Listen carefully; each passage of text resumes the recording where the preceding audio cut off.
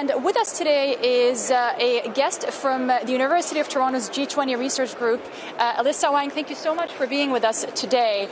As somebody who follows China and the developing countries, what do you think are the issues that they would like to see addressed at this G20 summit? Given that the G20 is primarily an economic forum, economics and trade especially is of great importance to developing countries led by China. So I think one of the really interesting things that has happened recently is that China and the United States have switched spots. They have swapped their global positions. So we see that the United States, especially since the Trump administration, is turning its doors closed, turning towards protectionism, pursuing an America First policy, and now China, with its ever deepening reform and opening up, it's becoming the new defender and new promoter or even leader of globalization. So now they are leading the developing world, the so-called developing world, in pursuing and continuing the open and interconnected world.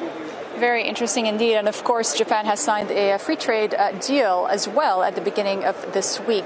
And beyond the issues of economics and trade, we've also heard a great deal about climate change. The Chinese president has come out in support of the Paris Agreement. He's thrown his weight behind it. Of course, we know that that's not the position of the Trump administration.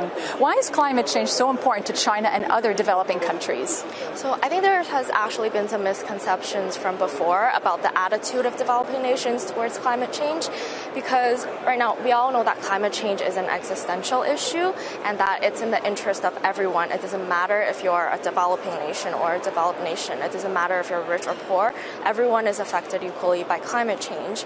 And I think right now, the consensus is really between the 19 other members, including the developing world, because they have recognized that climate change is an issue for everyone equally.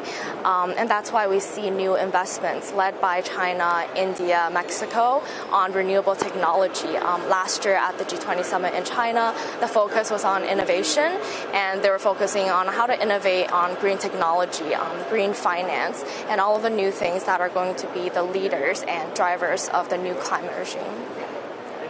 Thank you so much.